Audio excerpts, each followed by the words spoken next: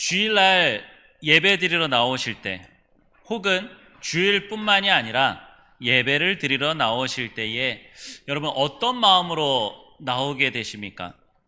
아마 이런 마음이 들 때가 있으셨을 거예요. 너무나도 이 예배가 기다려지고, 이 예배가 왠지 모르게 너무나도 사랑스럽고, 이 예배가 계속해서 있었으면 좋았을 그럴 때가 분명히 있으셨을 겁니다. 아니, 지금 그럴 때로 살아가고 계실지 모르겠어요. 이 예배와 찬송을 하나님 앞에 올려드릴 때마다 눈물이 나고, 기도할 때마다 정말 그 기도가 오랜 시간을 끌어도 정말 그 시간이 길다라고 느껴지지 않고 지치지 않는 그러한 시간이 분명 있으셨을 겁니다. 자, 그런데 어느 순간부터 우리의 예배가, 내 예배가 습관적으로 나와서 드려지는 그러한 예배가 될 때가 있다라고 하는 거죠.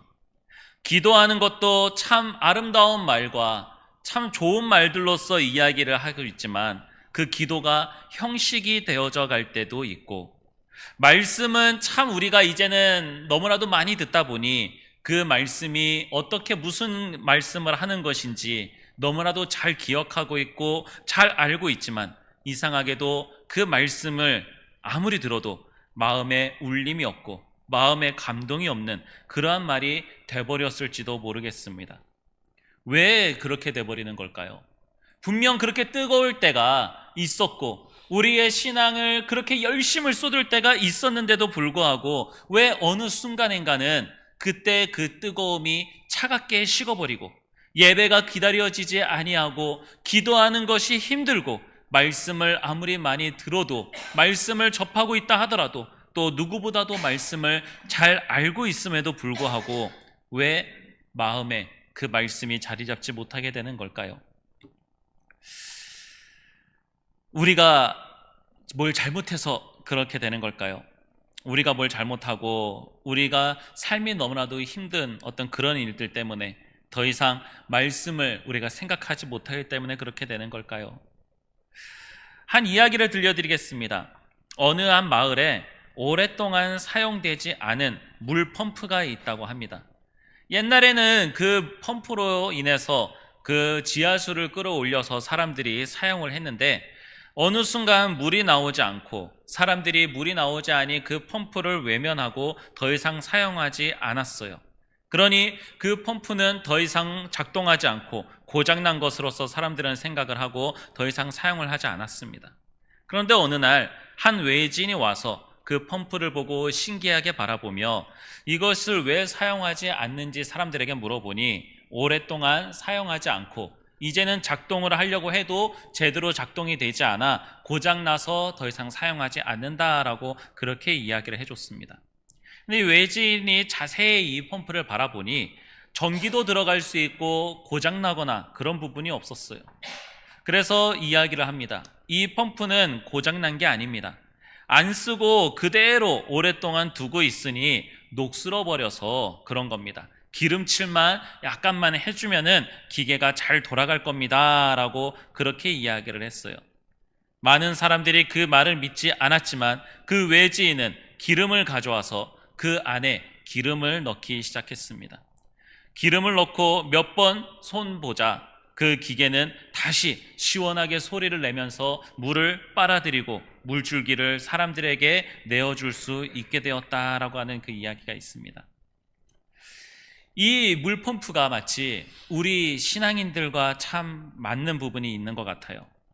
분명 잘 작동을 했었지만, 그 신앙생활을 잘 해오고 있었지만 어느 순간인가 더 이상 그 펌프가 작동되지 못하게 되는 것처럼 우리 신앙도 더 이상 작동되지 못하고 더 이상 타오르지 못하는 그러한 일이 분명히 있을 때에, 정말 작은 것 하나, 정말 작지만 또한 중요한 것 하나가 우리에게 나타난다면, 그 작은 것 하나가 우리에게 있다라고 한다면은 우리는 얼마든지 다시 뜨거워질 수 있다라고 하는 희망의 말씀이 있다라고 하는 것입니다.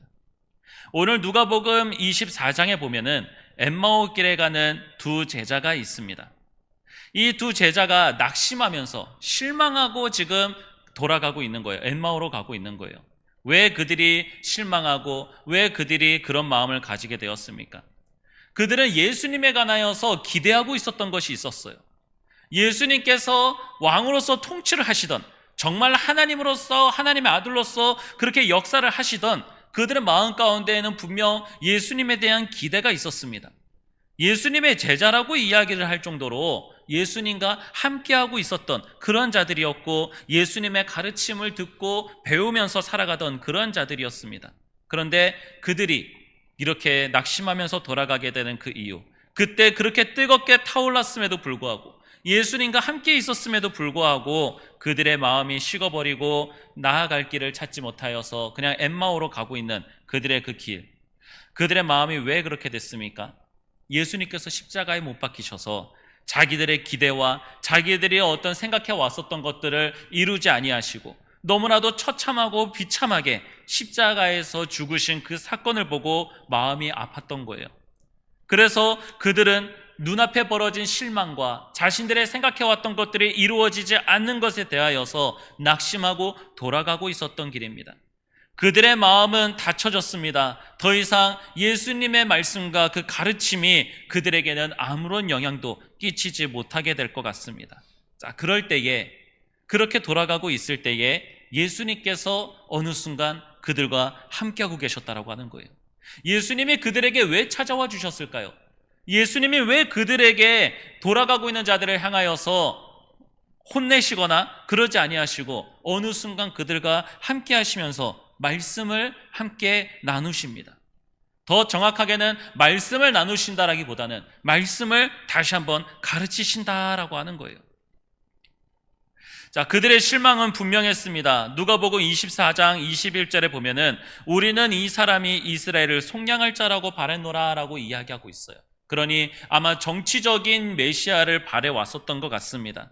정치적으로 이 로마의 속박에서부터 벗어나서 어떤 자기들이 생각해 왔었고 자기들이 이룰 수 있을 만한 그런 요구를 들어줄 수 있는 메시아를 기대했었던 것 같습니다. 그런데 십자가에 못 박히셔서 죽게 되는 그 모습을 통하여서 돌아가게 됩니다. 분명 처음에는 뜨거웠었던 그러한 기대와 열정이 있었지만 현실 앞에서 그들은 시험에 들게 되었습니다. 현실에서 자기가 원했었던, 자기가 바랬었던 일들이 이루어지지 아니한 그러한 모습 때문에 결국에는 그 신앙생활에 대한 믿음이 점점점 식어가게 되었다고 하는 것이죠. 그 기대가 무너졌을 때에 정말 사람의 그 실망과 그 무능력함과 무기력함은 말로 할 수가 없다라고 하는 것이죠. 자, 그때 예수님께서는 와서 말씀하십니다. 예수께서는 그들에게 오셔서 무슨 일 때문에 그러냐, 왜 그러느냐라고 이야기했을 때에 그들은 이야기합니다. 예수님께서 십자가에 못 박히셔서 죽으셔서 그 우리의 어떤 기대가 이루어지지 않은 것에 대하여서 우리가 이제는 마음이 지치고 너무나도 힘들어서 우리는 돌아간다라고 그렇게 이야기하고 있는 거예요. 자, 그럴 때 예수님께서 같이 오셔서 말씀을 하시는데, 문제는 그렇게 뜨겁게 열정적이고 그렇게 예수님을 따랐으면 예수님이 어떻게 생기셨는지 정도는 알겠죠. 예수님의 제자라고 부를 만큼 예수님과 함께 오고 있었고 예수님을 항상 봐왔으니까. 근데 문제는 그들이 예수님을 알아보지 못합니다. 그들이 예수님이 바로 사람들 많은 곳에서 있었던 것도 아니고 제자 두 사람에다가 예수님 한 명, 세 명이잖아요. 그러니까 이야기할 때도 항상 얼굴을 보면서 이야기할 수도 있고, 아니하면은 길을 가고 있으니 얼굴을 안 본다 하더라도 목소리라도 들으면은 예수님인 줄 알 법도 한데 예수님인 줄 전혀 모르고 있었다라고 하는 거죠. 현실을 너무나도 직시하고 있었기 때문에 그렇습니다. 그냥 예수님을 닮은 사람인가 보다, 예수님의 목소리와 비슷한 사람인가 보다 그렇게 생각했을지 몰라요. 예수님은 십자가에 못 박히셔서 죽으셨으니까. 죽으셨다라고 하는 것을 너무나도 잘 알고 잘 봐왔어서 그래서 예수님인 줄을 알아보지 못합니다. 그런데 그런 순간에도 예수님께서는 그들과 함께하고 계셨다라고 하는 거예요. 이게 중요합니다. 우리의 신앙생활하고 있으면서 뜨거울 때만 주님이 우리와 함께하고 계시는 게 아니에요. 좀 무뎌지고 우리가 예배 시간이 기다려지지 않고 형식적이게 되고 아무런 신앙생활에 대한 신앙들이 아무리 나에게 영향력을 끼치지 못하게 되는 그러한 순간, 하다못해 기도하는 것이 싫어지고 귀찮아지고 더 이상 예배드리는 것조차도 내가 원하지 않고 기다려지지 않는 그 순간에도 예수님께서는 우리와 함께하고 계셨다라고 하는 거예요. 시각장애를 겪게 된 아내가 있었습니다. 더 이상 앞을 보지 못하게 되어서 그는 이제 시각장애인으로서 살아갈 수밖에 없게 됐어요. 자, 그런데 그녀는 결혼을 한 사람이었었고 남편이 있었습니다. 그런데 그녀는 남편을 또한 사랑했었던 것 같아요. 그러니 자기의 앞을 못 보는 것 때문에 자기의 남편이 항상 무엇인가를 가져다 줘야지 되고 남편이 챙겨줘야지 되기에 그 남편에게 부담을 주고 싶지 않아서 자기 혼자 스스로 자립하는 것을 연습하기 시작했습니다. 물론 모든 사람들이 대부분 그렇게 할 거예요. 자, 그러면서 이제 혼자 대중교통을 타면서 이동하겠다라고 그렇게 이제 마음을 먹고 혼자서 열심히 이제 물어보기도 하고 찾아가기도 하면서 버스를 타고 그렇게 다니고 있었습니다. 그렇게 매일 다니는데 문제는 앞이 보이지 않으니 항상 다니던 길이고 항상 알고 있던 길이라 하더라도 불안함과 두려움 속에서 항상 다녔어야지 됐던 거예요. 내가 물어보는 것이 사람들이 이야기할 때 거짓말하는 것은 아닌지, 누군가가 나를 몰래 따라와서 누군가 나에게 해코지를 하는 것은 아닌지 참 여러 가지 많은 걱정과 근심들을 하면서 그렇게 다녔습니다. 그런데 어느 날 버스 기사님이 이야기를 합니다. 참 좋으시겠어요라고 이야기하니 이 시각장애인 아내가 이야기합니다. 왜 좋은 겁니까? 갑자기 뭐가 좋다라고 하시는 거예요? 하니까 그 짧은 시간에 이야기를 합니다. 항상 남편분께서 버스 정류장에까지 당신을 데려다주고 또한 당신이 내리기 전까지 버스 정류장 앞에서 기다리고 항상 함께 가고 있으니 참 좋으시겠습니다라고 그렇게 이야기를 했다라고 하는 거죠. 그제서야 그 아내는 알 수 있게 되었습니다. 자기는 혼자 가는 것 같았는데, 자기는 그 두려움과 그 걱정 속에서 혼자서 그렇게 무섭게 버스를 타고 다니는 줄 알았는데, 그 길을 그렇게 가는 줄 알았는데 실상 보니까 자기의 남편이 자기를 따라오면서 자기가 안전하게 갈 수 있도록 계속해서 동행하고 있었다라고 하는 거죠. 주님께서 우리를 그렇게 함께하고 계신다라고 하는 거예요. 우리는 신앙생활을 하다가 중간에 좀 멈출 수 있습니다. 식을 수 있어요. 더 이상 예배가 기다려지지 않는 그 순간, 내가 세상을 살아가면서 세상 일에 너무나도 바빠서 예배 드리는 시간을 빼먹고 기도하는 시간을 줄이고 말씀을 읽지 못하는 그런 시간이 많아져도 이상하게 주님께서는 계속 우리와 함께하고 계셨다라고 하는 거예요. 다만 우리가 보지 못하고 있었던 거예요. 우리가 주님께서 항상 함께하고 계셨음에도 불구하고 우리의 눈이 이 제자들처럼 어두워져서 주님과 함께 가고 있음을 알지 못했다라고 하는 것입니다. 세상에 대한 낙심과 절망들이 너무나도 많아서 우리의 마음이 말씀보다는 다른 것을 더 향하고 있기에 그런 일들이 벌어지게 됩니다. 말씀을 바르게 이해하지 못하고 있기 때문에 하나님께서 말씀으로 주시고 나와 함께하고 계셨을 때에 이러한 일들이 일어나야지 되는데 그러지 못하는 것에 대한 스스로에 대한 말씀의 오해로 인하여 또한 시험에 들고 주님을 바라보지 못하게 될 때도 있습니다.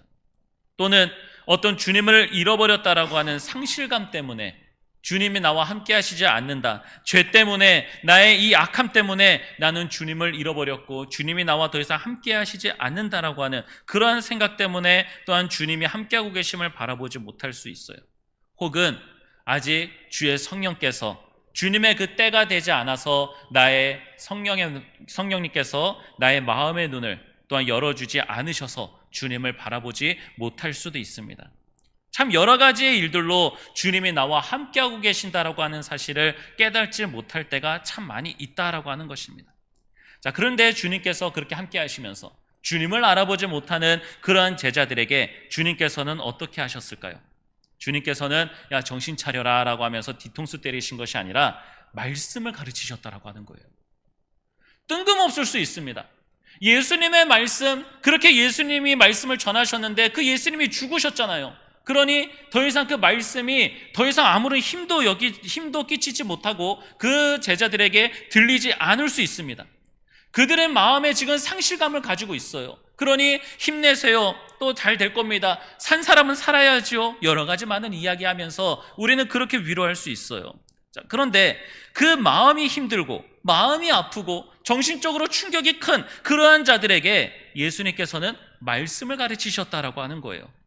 뜬금없을 수 있습니다. 뜬금없을 수 있는데 왜 말씀을 가르치셨을까요? 말씀을 통해서 예수님이심을 나타내시고 가르치고 계시는 거예요. 마치 우리가 어떤 사랑하는 사람한테 가가지고 이게 뒤에 가가지고 이렇게 눈을 가리잖아요. 요즘은 잘 안 하는데 지금 여기 앉아 계시면 옛날에 많이 해보셨죠? 갑자기 누가 뒤에 와가지고서는 눈을 탁 가리고 누구게라고 이렇게 이제 이야기하면은 이제 누굴까라고 하면서 이제 누구다라고 이야기 안 하고 돌려서 이야기하잖아요. 뭐 어쩌고 저쩌고 뭐 했다 뭐다 어떻다 나는 이런 사람이다라고 하면서 돌려서 이야기하잖아요. 예수님께서도 지금 그런 상황인 거예요. 사랑하는 제자들에게 오셔서 지금 예수님이 어떠한 분이신지를 지금 전하고 있는데 그냥 예수님이다라고 하지 않고 말씀을 전하시면서 예수님께서 하셨던 일들과 예수님께서 가르치셨던 그러한 내용들 그리고 그 말씀들이 이루어져 가는 그러한 상황들을 계속해서 말씀해 주고 계신다라고 하는 거예요. 그러니 오늘 말씀 가운데서도 보면은 여러분 보세요. 모세와 선지자들이 글로써 시작하여서 모든 성경에 쓴 바 자기에 관한 것을 자세히 설명하셨다라고 그렇게 이야기하고 있습니다. 말씀을 들으니 말씀을 배우고 말씀을 가르치고 있으니 그 안에서 예수님을 깨달을 수 있게 된다라고 하는 거예요.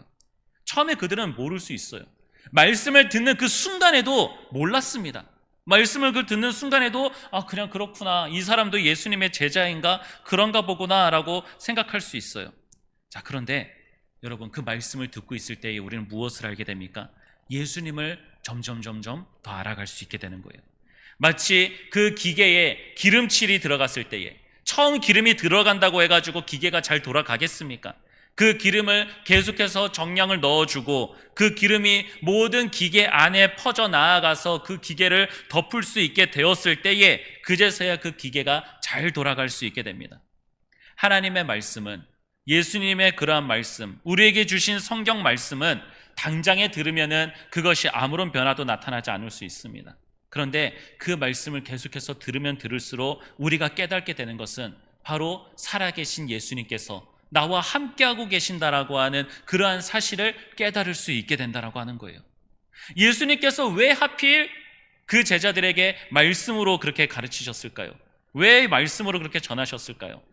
요한복음 5장 39절에 보니까 성경에 대해서 이렇게 이야기합니다. 너희가 성경에서 영생을 얻는 줄을 생각하고 성경을 연구하거니와 이 성경이 곧 내게 대하여 증언하는 것이니라 라고 이야기하고 있습니다. 하나님의 말씀은 결국 예수 그리스도를 증언하는 그러한 말씀이었다라고 하는 거예요. 그럼 여러분, 주님께서 나와 함께 하시지 않는 것 같다, 신앙생활을 좀 내가 약하게 하고 있고 제대로 믿지 아니하는 그러한 모습 가운데서 살아가고 있어서 나는 참 그리스도인이 아니다라고 생각할 수 있고 주님이 이런 나와 함께 하시지 않을 것이다라고 그렇게 생각하실 수 있을지 모르겠습니다. 그럴 때에 이 말씀들을 생각하십시오. 주님께서는 항상 우리와 함께하고 계셨어요. 우리가 말씀을 통해서 말씀을 알아가면 알아갈수록 주님이 나와 함께하고 계신다라고 하는 사실을 깨달을 수 있게 되는 것입니다. 이것을 예수님은 이 엠마오로 가고 있는 이 두 제자에게 가르치시고 그 사건을 통하여서 우리에게도 지금 가르쳐주고 계신다라고 하는 거예요. 주님은 함께하고 계신다, 내가 너와 함께하고 있다라고 가르쳐주고 계시는 거예요. 자, 그럴 때 그렇게 말씀을 함께 나누면서 그렇게 다닙니다. 주님께서 우리에게 말씀을 그렇게 넣어주십니다. 그러면 무슨 일이 벌어지게 될까요? 예수님을 그렇게 만나게 되고 주님과 함께하는 것을 알게 되었을 때에 어떻게 될까요? 누가복음 24장 32절 말씀에 보니까 이 제자들이 이야기합니다. 우리 속에서 마음이 뜨겁지 아니하더냐라고 이야기하고 있어요. 그 말씀을 듣고 있을 때에, 그 말씀을 듣고 예수님께서 그 말씀을 가르쳐주고 계실 때에 우리의 마음이 참 예수님으로 인하여서 식어지고 예수님으로 인하여 낙심하고 실망하고 더 이상 아무런 희망도 느껴지지 않아서 무기력한 마음으로 패배자의 삶으로 그렇게 살아가는 것처럼 그렇게 길을 가고 있었는데, 그 말씀을 듣고 있을 때에 우리 속에서 마음이 뜨겁지 아니하더냐라고 그렇게 서로 이야기를 하게 된다라고 하는 것입니다. 우리는 그래서 말씀이 중요한 것입니다. 말씀이 아닌 다른 그 어떤 것으로도 우리의 마음을 뜨겁게 할 수 없음을 우리는 분명 알아야지 됩니다. 세상에서는 우리를 흥미있게 만들고 우리에게 관심을 가질 수 있게 만드는 것들이 참 많습니다. 오락이 될 수도 있고요, 게임이 될 수도 있고, 음식이 될 수도 있고, 명품이라든지 다른 그 어떤 것이 될 수 있습니다. 그것들이 우리를 기쁘게 할 수 있어요. 그것들이 나를 만족하게 할 수 있습니다. 그런데 그 모든 것들은 시간이 지나면 그것들은 점차 식어지게 돼요. 네, 말씀도, 우리의 신앙도 처음에는 뜨거웠다가 점점점 식을 수 있습니다. 그런데 그 차이가 무엇이냐? 우리가 가지고 있는 것들은 오래되고 우리가 흥미를 잃게 되면은 그 같은 것을 아무리 많이 가지고 있다 하더라도 그것은 다시 우리에게 흥미를 끼칠 수 없습니다. 잠시 잠깐의 옛날의 추억과 어떤 생각은 떠오르게 할 수 있지만 그때의 그 소중함과 그때의 그 귀하게 여겼던 그 가치를 똑같이 느낄 수 없다라고 하는 것이죠.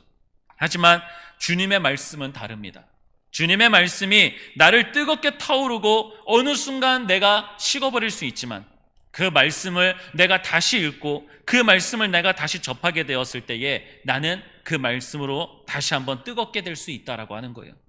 우리의 신앙이, 우리가 교회를 다니면서 우리에게 필요한 그런 믿음과 신앙이 말씀으로 인하여서 다시 한번 뜨겁게 타오를 수 있게 된다라고 하는 것입니다. 더 정확하게는요, 제자들이 그 말씀을 듣고 있을 때에는 몰랐어요. 자, 그런데 예수님과 함께 식사를 하게 됩니다. 예수님과 함께 식사를 하고 있을 때에 그때 갑자기 예수님이다라고 하는 것을 깨닫게 돼요. 자, 예수님이 식사를 하셨을 때의 그 모습, 예수님과 함께 밥을 먹고 예수님과 함께 그 말씀을 들었었던 그 모든 시간들, 그 시간들이 떠오르게 되는 거예요. 갑자기 생각나게 되는 거예요.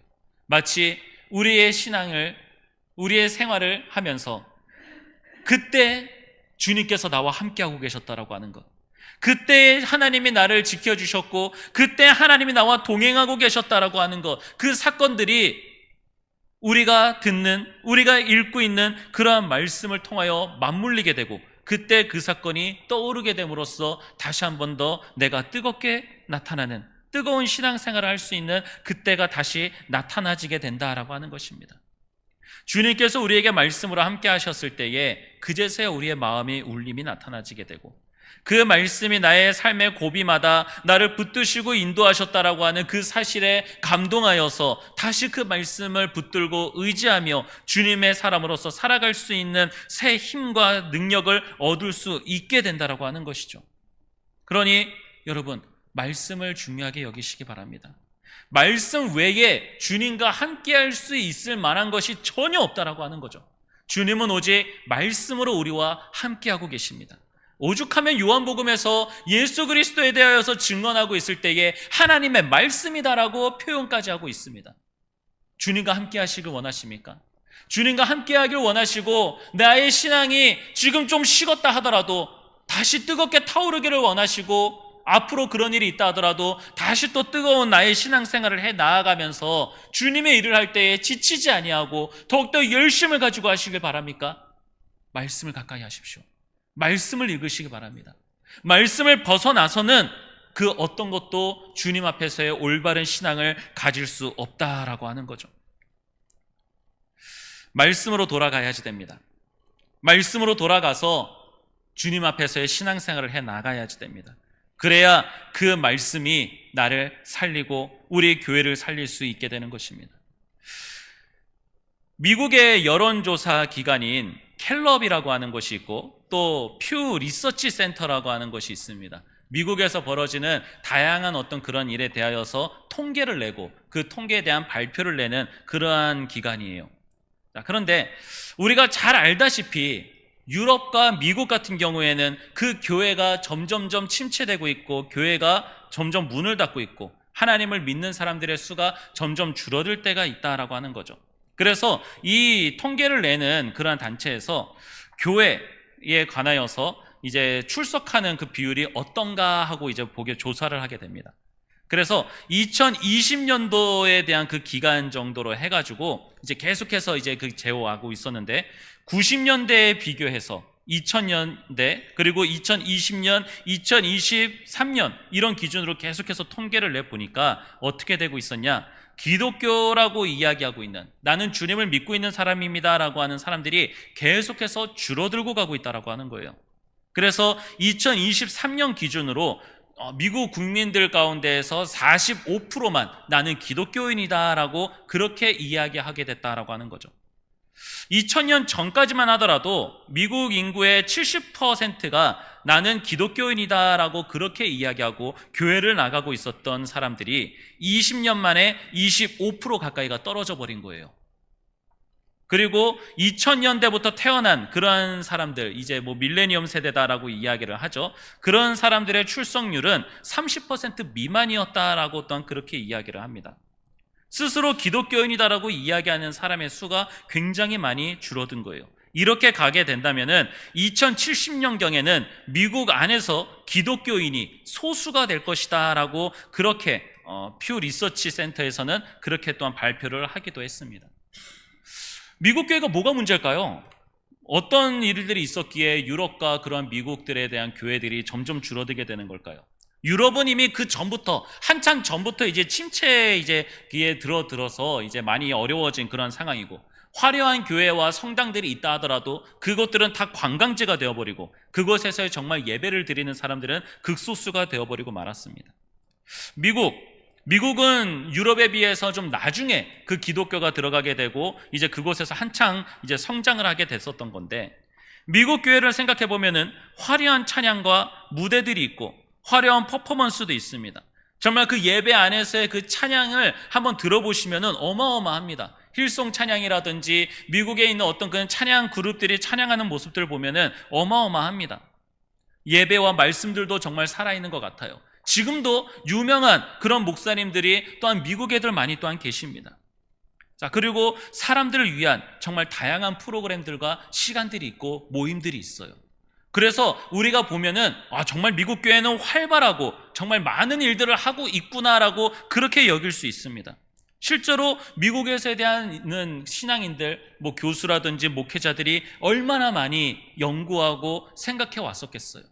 이 교회가 죽지 않도록, 기독교인이 줄지 않고 이 복음을 전하는 데 더욱더 열심을 하고자 얼마나 많은 그러한 비용과 그러한 또한 연구와 그런 생각들을 많이 해왔을까요?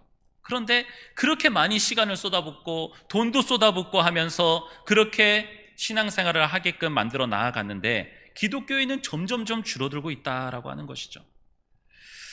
이때에 우리의 말씀들이 생각나는 것이 있었습니다. 앞서 말씀드렸듯이 요한복음 5장 39절 말씀, 너희가 성경에서 영생을 얻는 줄 생각하고 성경을 연구하거니와 이 성경이 곧 내게 대하여 증언하는 것이라 라고 하시는 이러한 말씀, 오늘 본문에서처럼 모세와 모든 선지자의 글로 시작하여 모든 성경에 쓴 바 자기에게 관한 것을 자세히 설명하셨다라고 하시는 이러한 말씀들이 생각나게 됩니다. 교회가 어떻게 하면 뜨거워지고 기독교인들이 어떻게 하면 그 신앙이 성장할 수 있을까? 참 많은 것들을 말씀 속에서 생각하고 연구하면서 이렇게 하면 될 것이다, 저렇게 하면 될 것이다, 이것이 필요하니 저것을 해야지 된다, 참 많은 것을 할 수 있습니다. 많은 것을 준비할 수 있어요. 자, 그런데 그런 많은 것들을 준비해서 해왔었던 그러한 교회들이 어떻게 되어져 가고 있는지 세상을 보니, 통계를 보니 알 수 있게 됩니다. 한국에 있는 많은 교회들이 어려워지고 침체기에 들고 있다고 합니다. 지금도 우리 한국에서도 기독교인이 점점 줄어들어가고 있는 것에 대하여서 우리는 너무나도 잘 알고 있어요. 왜 그렇게 줄어가고 있을까요? 우리가 너무나도 마음 아픈 어떤 그런 이야기가 될 수도 있고 또 그것이 필요했었기 때문에 그렇기도 하지만 우리 많은 한국 교회가 미국에서 들어오게 됐거든요. 미국에 있는 선교사들을 통하여서 한국에 들어오게 되고 미국에서 하는 어떤 시간들과 프로그램들이라든지 그런 것들을 많이 가져와서 우리나라에서 하게 됩니다. 물론 그것이 좋은 영향을 끼칠 때도 있어요. 그것이 더 어떤 젊은 세대들을, 다음 세대들을 준비해 나아가는 그러한 일들이 될 수 있습니다. 그런데 중요한 것은요, 그렇게 해왔었더니 당장 눈앞에서는 좋아 보이는데, 당장 눈앞에서는 뜨겁게 타오르는 것 같은데 시간이 지나니 그 식은 것들이 다시 회복이 되지 않고 있다라고 하는 거죠. 다시 회복이 되지 않고 있어요. 자, 그럴 때에 교회가 어떻게 든든히 세워져 나아갈 수 있는가? 예수님의 이러한 말씀이 생각이 납니다. 마태복음 7장 24절과 25절에 이렇게 말씀하십니다. 그러므로 누구든지 나의 이 말을 듣고 행하는 자는 그 집을 반석 위에 지은 지혜로운 사람 같으니 비가 내리고 창수가 나고 바람이 불어 그 집에 부딪히되 무너지지 아니하나니 이는 주추를 반석 위에 놓은 까닭이요라고 이야기하고 있습니다. 자, 주님의 말씀을 듣고 행하는 자는 반석 위에 선다라고 이야기하고 있어요. 다시 말하면요, 주님의 말씀 위에 선 교회는 반석 위에 지어진 거기에 바람이 불고 창수가 난다 하더라도 그 어떤 것들이 와서 부딪힌다 하더라도 무너지지 않는다라고 말씀하신 것과 똑같습니다. 마태복음 16장 18절엔 또한 말씀하십니다. 너는 베드로라, 내가 이 반석 위에 내 교회를 세우리니 음부의 권세가 이기지 못하리라 라고 또한 말씀을 하셨어요. 사단이 아무리 교회를 무너뜨리려고 하고 우리의 신앙을 차갑게 쉽게 만들고 우리를 넘어뜨리려고 한다 하더라도 하나님의 말씀, 예수 그리스도의 그 말씀이 나의 중심이 되어 있다라고 한다면은 결코 무너지지 않는다라고 하는 거예요. 결코 없어지지 않는다라고 하는 겁니다. 어느 목사님에게 들었었던 이야기가 있습니다. 그때는 그 말을 듣는 것이 참 싫었다라고 이야기를 하는 게 더 맞을 것 같아요. 저를 더 많이 힘들게 하는 그러한 이야기였습니다. 제가 이제 다른 교회에서 부교육자로도 많이 이제 있다 보니까 여러 가지 이제 일들을 하게 돼요. 부교육자들이 여러분 보이지 않는 곳에서 많은 참 수고를 하게 되는데요. 그 일들을 하고 있으니 이제 좀 벅차게 일을 하고 있었던 상황입니다. 그런데 어떤 새가족 모임이 있다든지 그러면은 그 목사님께서 항상 새가족 모임의 교육자들을 다 부르시는 거예요. 그 새가족 모임이 뭐 한두 사람이라든지 와 있으면 뭐 또 괜찮지만 또 가끔씩은 또 시간을 많이 허비하게 되기도 합니다. 저는 다음에 이제 또 다음 예배를 또 준비하고 있고 그래야지 되는데 그곳에서 이제 가만히 이제 앉아 있고 몇 번 좀 웃고 이야기하는 이제 그런 시간을 갖는 거예요. 물론 중요합니다. 그 시간 중요한데 저는 또한 다른 것들을 준비하고 있어야지 되잖아요. 그래서 한 번은 이야기했습니다. 목사님, 제가 다른 일들도 참 많고 예배도 준비해야지 되기에 제가 이 새가족 모임에 오는 것이 참 좀 어렵습니다. 힘듭니다. 저 말고도 다른 사람들도 많고 새가족 담당인 집사님들도 있는데 그분들에게 좀 하게끔 하고 저는 제가 하는 일에 좀 더 전념하고 싶습니다라고서는 제가 이야기를 했었어요. 자, 그러니까 이제 담임 목사님께서 이야기하실 때에도 이거 새가족 이 모임 중요한 것이다 라고 이야기하고 있을 때 저는 네, 새가족 모임도 참 중요한데요, 저는 다른 일들도 또한 있습니다 라고 계속 이제 이야기했어요. 그러니까 그 목사님이 이야기합니다. 새가족도 중요한 것이 아니라 새가족이 중요하다라고 이야기를 하셨어요. 의미가 다르죠. 새가족도 중요하다라고 하고 다른 것도 중요하다라고 이야기를 할 수 있지만 이 목사님한테서는 이 새가족이 제일 중요하다라고 그렇게 말씀하신 거였어요. 그래서 그때 마음에는 이제 여러 가지 많은 생각이 들었습니다. 그래서 참 마음속으로 이야기하고 실제로 못했지만 아니 새가족이 그렇게 중요하다고 생각한다면은 그러면 나머지 지금 교인들은 헝가족이야? 필요가 없어? 뭐 아무튼 좀 중요하지 않아? 이런 생각들이 좀 했었어요. 새가족만 중요하고 그때 새로운 사람만 중요하고 이제 기존에 있는 사람은 이제 새가족 아니면 뭐예요? 이제 헝가족이잖아요. 그러니까 이제 헝가족은 중요하지 않아? 이제 그렇게 생각을 해왔었는데요. 이 말씀을 준비하면서 그리고 제가 또한 말씀을 준비하고 또한 목회자로 쓰면서 또한 중요하게 깨닫게 될 때에 이 말씀이 생각나게 됐습니다. 사람들은 이야기합니다. 말씀도 중요한데 이것도 중요합니다. 교회 안에서 또한 우리의 삶 가운데에서 말씀도 중요한데 이것도 또한 중요해요, 필요해요 라고 이야기하는 사람들이 있습니다. 저도 그래 왔었거든요. 그러니 말씀도 중요하지만 다른 것도 필요합니다. 사람을 위한 프로그램들, 사람을 위한 시간도 있어야지 됩니다라고 그렇게 이야기를 합니다. 그렇게 해왔었던 전 세계에 나가 있었던 그런 교회들이 지금 어떻게 돼가고 있는지를 보십시오. 그렇게 사람을 위하고 그렇게 사람을 위한 프로그램들과 시간들이 있었음에도 불구하고 그 교회들이 왜 점점점 없어지고 있는 걸까요? 말씀도 중요하지만 그것도 중요하게 여겼기 때문에 그래요. 우리 교회에서 우리에게서 가장 중요한 건 무엇입니까? 말씀도가 아니라 말씀만이 가장 중요하다라고 하는 거예요. 그래서 신명기 12장 32절에 이렇게 이야기합니다. 내가 너희에게 명령하는 이 모든 말을 너희는 지켜 행하고 그것에 가감하지 말라라고 이렇게 말씀하세요.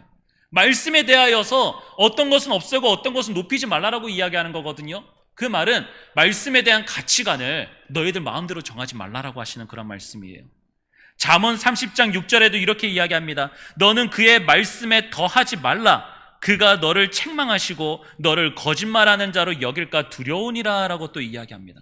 말씀 외에 다른 것도 더 있어야지 됩니다. 말씀 외에 이것을 설명하기 위해서는 다른 뭣도 더 필요합니다라고 이야기하는 그런 사람들에 대하여서 하나님께서 너를 책망하시고 너를 거짓말하는 자로 여길까 두렵다라고 이렇게 잠언은 이야기하고 있어요. 그리고 이야기합니다. 마태복음 6장 24절에 주님께서 하실 말씀이에요. 한 사람이 두 주인을 섬기지 못할 것이니 혹 이를 미워하고 저를 사랑하거나 혹 이를 중히 여기고 저를 경히 여김이라. 너희가 하나님과 재물을 겸하여 섬기지 못하느니라 라고 이렇게 말씀하시거든요. 이 24절에서 이야기할 때는 재물이다라고 이야기하시는데 그 앞에서 설명하실 때는 보물이다라고 이야기하고 계세요. 너희 보물을 하늘에 쌓아두라라고 말씀하시잖아요. 이 의미는 우리 물질을 하늘에다가 막 열심히 저축해라 그 이야기하는 것이 아니라 그 보물이라고 하는 말이 무슨 말입니까? 내가 가장 귀하게 여기는 걸 이야기하는 거예요. 내가 가장 귀하게 여기는 것을 이 땅에다가 두지 말고 살아계신 하나님을 너의 보물로 삼으라라고 하는 그러한 말씀입니다. 그리고 나서 24절에 와서 너희들이 가장 귀하게 여기는 것이 이 세상에서의 물질이니 이 물질과 하나님을 겸하여서 섬기지 못한다라고 풀어서 말씀하신 것이죠. 이 말씀은 재물뿐만이 아니라 우리의 모든 것에도 적용이 됩니다. 사람을 가장 귀하게 여기는 사람은 사람과 하나님을 겸하여 섬길 수 없는 것이고요. 그 외에 다른 어떤 것들도 하나님과 겸하여서 섬길 수 없다라고 이야기합니다. 말씀 더 중요합니다라고 이야기하는 사람은 하나님과 그 다른 그 어떤 것을 겸하여 섬기는 사람인 거예요. 그런데 주님은 말씀하십니다. 말씀 외에 다른 것도 중요하다라고 여기는 사람은 그것을 더 중요하게 생각하는 거예요. 그것이 더 중요하다라고 여기는 그러한 사람이다라고 하는 것이죠. 말씀이 얼마나 중요한지, 말씀이 얼마나 중요하고 말씀이 우리에게 얼마나 필요한 것인지 더 신약 성경에 넘어가서 갈라디아서에 가보니까 바울이 또 이렇게 이야기합니다.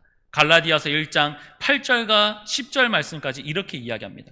그러나 우리나 혹은 하늘로부터 온 천사라도 우리가 너희에게 전한 복음 외에 다른 복음을 전하면 저주를 받을지어다. 우리가 전에 말하였거니와 내가 지금 다시 말하노니 만일 누구든지 너희가 받은 것 외에 다른 복음을 전하면 저주를 받을지어다. 이제 내가 사람에게 좋게 하랴 하나님께 좋게 하랴 사람들에게 기쁨을 구하랴. 내가 지금까지 사람들의 기쁨을 구하였다면 그리스도의 종이 아니니라 라고 바울은 이렇게까지 이야기를 합니다. 말씀이 얼마나 많이 중요했으면. 이때 갈라디아 교회가 어려움을 겪고 있던 게 무엇입니까? 복음을 전했는데 그 복음에 대하여서 이렇게 더 해야지 된다, 저렇게 더 해야지 된다라고 하는 유대교적 사상을 가진 사람들이 와가지고 이야기하는 거예요.